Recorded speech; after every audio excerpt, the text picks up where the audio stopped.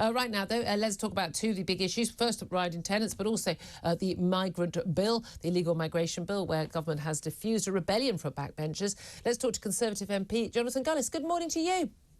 Hey, I'm Julie. How are you doing? Very well indeed. Lovely to have you on the show. I do want to ask you, first of all, before we get onto the migrant illegal migration bill. Please, for the love of God, buy a fucking ring light. Not expensive. You get expenses. You're on 80k a year. You can afford a ring light. About this plan to evict rowdy tenants in just 2 weeks as a crackdown, strengthened landlords' powers. It's not just council tenants, it's also for private tenants as well. Basically, if they're disruptive to neighbours, three strikes, you are out. If you cause damage, fall behind on their rent, they're out within 2 weeks. Homeowners. See, one of the things is even just falling behind on rent allowed for a 2-week turnaround of evictions during a cost of living crisis, no less. How fucking obscene! How completely obscene! Like, it's the government off the fucking rails at this point.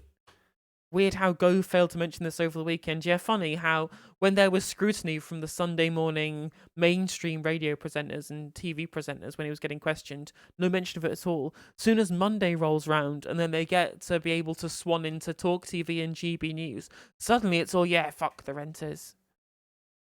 Who rent out their properties on Airbnb as party houses, they're going to be facing problems as well, having to go on a new database.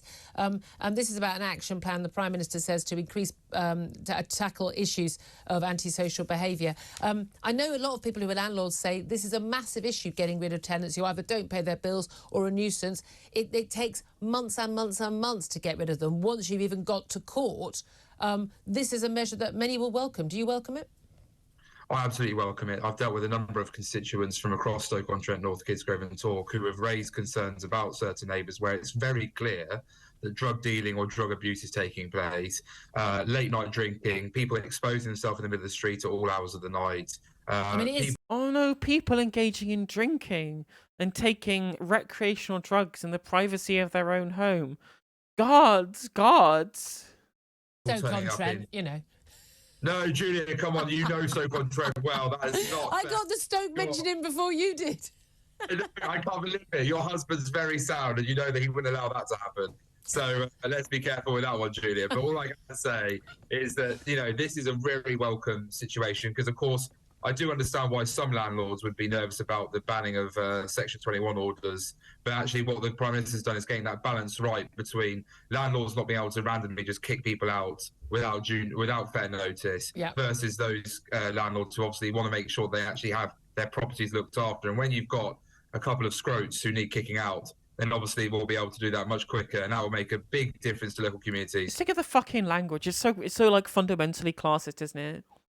Just calling people that you don't like scroats because they behave in a manner that isn't, you know, befitting your nice little secluded gated community. Fucking Tory arseholes. Oh no, the poor landlord is 2 weeks behind. Missed the rent for 2 weeks. Gonna make people homeless now. Pathetic. Because it's not right that if you're living in a rented property or in a council property, which obviously is being partially funded by us, the taxpayer, that you have some sort of God-given right to do what you want. It's unfair on neighbours who've got young families. You don't have a God-given right to do what you want. What you do have a God-given right to is being able to have shelter, right? The human right here is having access to the house. You don't just evict people from the basic necessity of having a roof over their head, bottom of the hierarchy of needs, because they engage in behaviour that you don't like, right? Many cases. Yeah, and people have to go out to work. I mean, and that is the thing, isn't it? Is that one family, one tenant, they can make life hell for, you know, dozens of other families. And again, I was saying I could fill the whole show with stories about, you know, bad neighbours, and I've been renting, and we had some living. I mean, genuinely, we were going to move. True, and the best way of solving the issue of bad neighbours isn't to have, you know, a community where people feel so much part of the community that they actually want to ensure that they don't piss off their neighbours, for example. Imagine having a society built on community rather than atomization. What a crazy world that might be, for example. But no, right? We're just going to say, okay, I don't like this neighbour, so I'm going to ensure that I contact their landlord. Get them evicted. Brilliant. 100%. This is what we do. If we don't like our neighbours, instead of learning to live with them or engaging in some kind of conflict resolution, no, I'm just going to get them fucking kicked out. What level of neoliberalism is this? out. We love our home. We were going to move out because the owners above were so awful and horrible. Hello, if you're watching, you know who you are. I mean, genuinely, I opened a bottle of champagne. I'm literally stood there in the hallways. They moved out, going bye, bye. I mean, and our home has been wonderful ever since. And it really it can drive people. I mean, I think it can make people physically and mentally ill to be disturbed by not just the lack of sleep but the stress levels that people have if you've got really bad neighbours. But again, you know, if you've got really good neighbours, how wonderful that is for a community. Well, it also, Julia, it's sadly in many cases where you've got particularly these late night parties, which are normally drug. Maslow's hierarchy of oppression, keep them at the bottom and they'll struggle. Well, that's the whole point, right? Is that you can clearly make it easier to enforce certain kinds of behavior, right? To essentially be able to have complete dominion over certain groups of people on the bottom rung of the ladder in society by essentially holding them to a behavioral ransom on the fact that they need to be able to live at least somewhere. And they need to have access to every part of Maslow's hierarchy of needs. And so if you have the ability to be able to strip them of any of the basic necessities of life, if they perform in the wrong way, you essentially have control over their behavioral output, right? You have complete control over them. If you say you can't do anything that I dislike, otherwise I'll make you homeless. That's what this is. Every time I watch her, it just strikes me how horrible a person Julia Hartley Brewer is. It's just reveling and being as cruel as possible to keep to people she doesn't like. Oh, she's absolutely rancid. She is the worst person in the country. I say that without a trace of irony. She's just so completely monstrous. And this isn't even the worst, right? The absolute worst that Julia Hartley Brewer gets to is when she talks about trans people. She's so like monumentally dehumanizing towards trans people. It's fucking revolting. The thing is, Katie Hopkins is a grifter, though. Katie Hopkins doesn't believe any of the shit that she says. She's just a grifter who wants to be famous. She's ego grifting forever. That's all Katie Hopkins is. Whereas Julia Hartley Brewer genuinely believes all of this stuff, right? She genuinely believes this. And her heart is literally as black as the opinions that she has, right? She's so monumentally awful, and you know full well that she absolutely 100% believes it all. Just like Jonathan Gullis there. 2 peas in a fucking pod. 2 peas in a pod, those two, right? And Jonathan Gullis, you know, fucking ranting and shouting about how much he loves watching migrants drown in the channel. What two like gigantic pieces of shit both of these are. They're welcome to each other.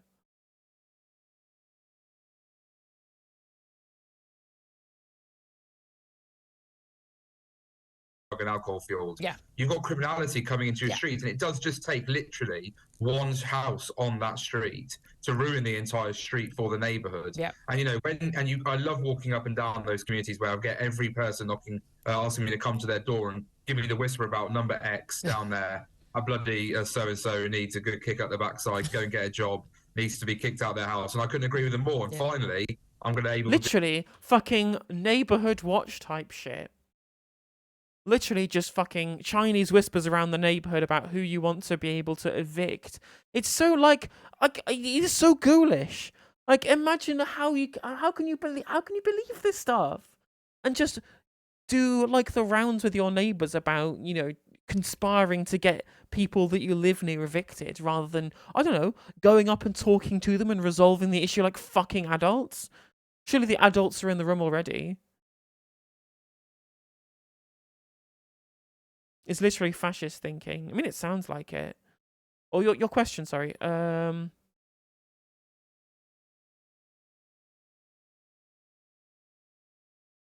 didn't see it, sorry. Landlords make life hell through rent rises. Very true. Julia Hartley Brewer, yeah. She is absolutely fucking... She's absolutely full of hate for anyone she doesn't like. And you know what? Same. I hate you, Julia. I fucking despise you. You're a waste of oxygen. Yeah, Gullis sounds privately schooled. A lot of these people live in like luxury flats, right? Especially if you live in London or whatever it is, you live in a luxury flat. Most people who live in London do rent because the house prices are so stratospherically high. And if you own real estate in London. Why would you ever sell when you can make money hand over fist renting at the extortionate prices that, even the outskirts of London will cost you? Not surprised that Gullis is privately schooled. He sounds it. Do you know about Gullis? You can sound like he's trying to not put on his accent because he's had it drummed out of him at private school. That's what Gullis sounds like, while simultaneously also trying not to sound as thick as he is. Be able to work with them to deliver that result much quicker. I tell you what, that is one of the key things, though. We've got an awful lot of people. We've got these people who aren't in the workforce, something that actually the Bank of England governor, Andrew Bailey, is mentioning, people retiring early, but it's not often people retiring early. There's loads of able-bodied people who aren't working. When those people have got... That's just fundamentally not true. Unemployment is at its lowest point since 1978. Right? We have record low unemployment. We have a record tight labour market going on right now. The amount of people who, as you say, are sitting around at home not working when they're able to is at a record low. That's just complete nonsense, right? But we have a low labour force participation. Our low labour force participation is exactly what the experts you just quoted are saying, that you then conveniently ignored. People who are retiring early and people with long-term disabilities because of the lack of funding that's been put into the NHS. Those are the real issues that we have here. I love how she literally said, this expert over here said this, but actually I reckon that it's because we've got loads of people who aren't working who could be working, right? Unemployment is so low, we don't even have enough people for the natural churn. Yeah, exactly.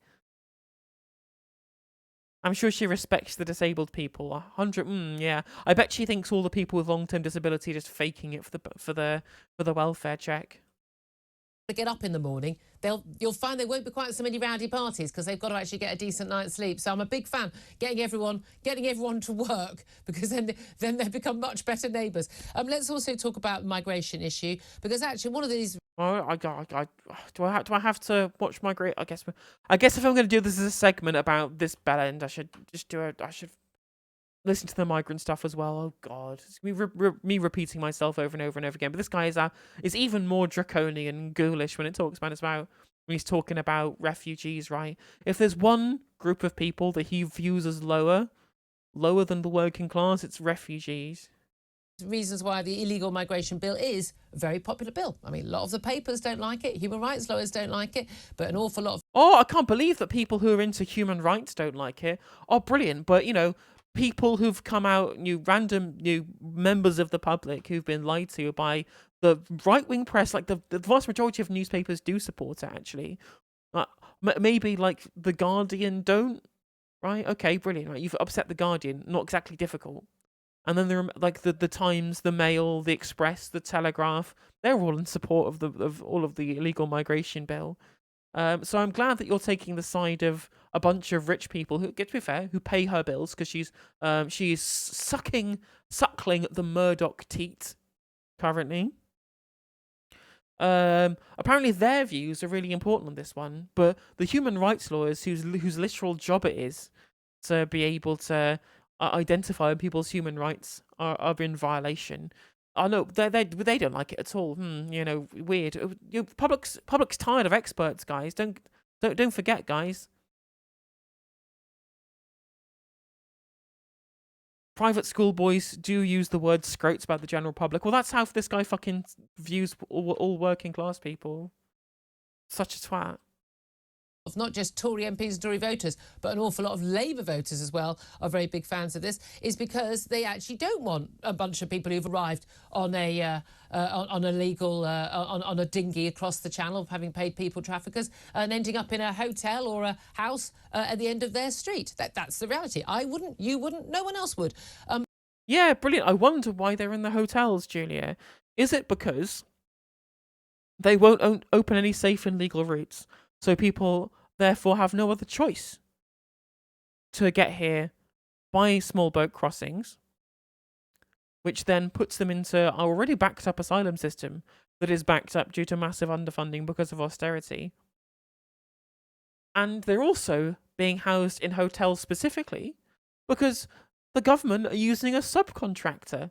I wonder, can people in chat guess? Can they hazard I'll give you one guess which gigantic, like, subcontractor they're specifically using to put the migrants in the hotels, which, to be fair, is deliberately being done to stoke tensions and to create a wedge issue, right? They're deliberately putting it into hotels that are close by working class communities to try and rile people up against them and create a culture war and create a wedge issue. It's so cynical and it's disgusting. And Jim Clerk is right. It's fucking Serco. And guess who's the head of Serco? A Conservative. It's a fucking Tory who's at the top of Serco. Ralph Soames.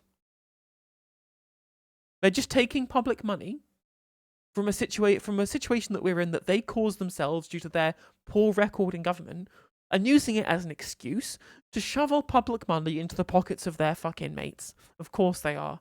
Every single time. JHB reminds me of that really nasty teacher we all had at school, the one you couldn't understand why they were teachers since they clearly hate kids.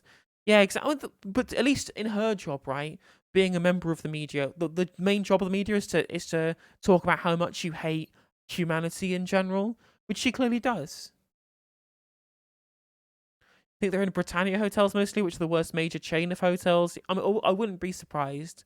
But there's like 3 subcontractors that they use. They use Serco, they use Mia's, and they use this place called Calder's Conferences, that previously was only turning over £1 million a year, but in 2023 have made 2022 made turnover of £4 million, which is actually a part of a bigger conglomerate of a family-run property empire. I wonder why the government are very happy to shove even more public money into the property business so they can buy up even more houses and continue watching house prices rise at a time in which interest rates are going up. So theoretically, housing prices might be going down, and we can't have that. So we have to pump loads of public money, additional public money through quantitative easing into the pockets of massive property magnates so they can artificially restrict the supply of housing even further, to then justify making sure the house prices never actually drop and continue to go up. You can't believe it, can you? But the UK government, we're told, has diffused a rebellion from backbenchers wanting to toughen up new rules for removing migrants. You were the vanguard of this. What did you want to do, and why have you backed down? So, first of all, what we want to do is make sure the Prime Minister and the Home Secretary can deliver on that pledge to stop the boats, because ultimately the Conservative Party will win or lose the next election, in my opinion, especially across the Red Wall, on this particular issue, because this is how cut through across the country. The Red Wall? It's like the fucking furthest away that you can get from Dover, right? It's the Calais to fucking Accrington, the transport system they've got going on. What the fuck is he talking about? And even then, say, oh, we're going to win or lose the election on what happens around stopping the boats. What, this thing that only became a problem because you created it and then also spun a narrative about it? Because, you know, people in the Tory party are banging the people in the media who get to decide what stories become stories or not. You'd have thought the next election would actually be about the cost of living crisis, which affects literally fucking everybody. But no, apparently not. Apparently the real crunch issue of the next election is going to be this manufactured crisis around small boats, or possibly even antisocial behaviour. Who fucking knows at this point?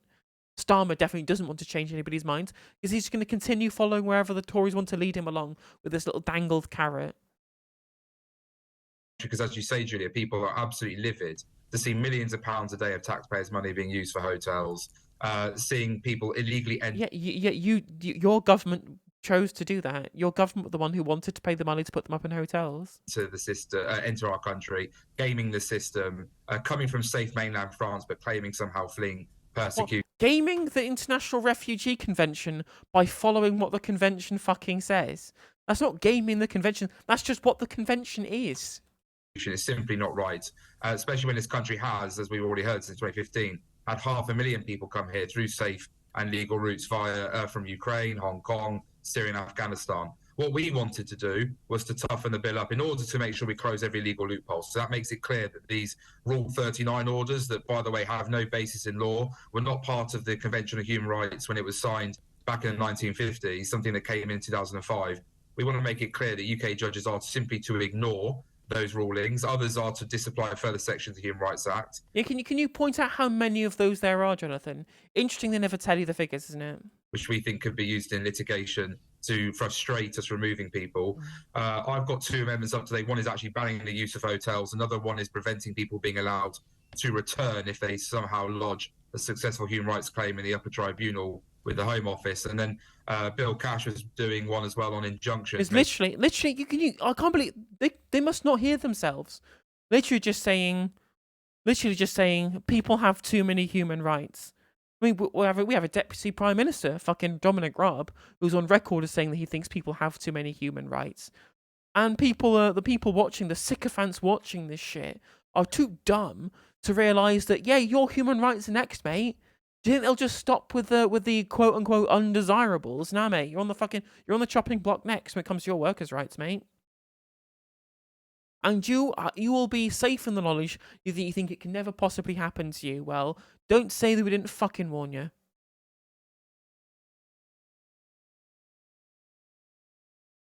Making sure that injunctions can't be put on at the last minute to prevent us from removing people. If we do this, we believe this will legally close off loopholes. It means that we'll still go through the legal challenges in the courts, but it ultimately should mean that we can get this policy off the ground quite literally and getting people off to Rwanda as soon as possible. But this is the thing, isn't it? The courts are supposed to enforce the law as opposed to make the law. We've got into this strange situation with the No, they're to interpret the law, is what it is, right? They're to interpret the law, to understand how it should be carried out. Interpretation of human rights legislation and even asylum legislation has basically meant that no one ever gets deported from this country, really, and that is not what the British people want, and it's also what it's not a requirement. And even then, paragraph 339 specifically refers to whether or not people's claims are successful or not. It's not about whether or not they have the ability to be able to make the claim in the first place, which everyone can do, and you can't be an illegal if you're claiming asylum. If their asylum claim is not successful, then they can get sent back. But what you cannot do is refuse them the ability to claim asylum in the first place, as that breaks the fucking refugee convention that Jonathan Gullis claims that he doesn't want to break. That's all.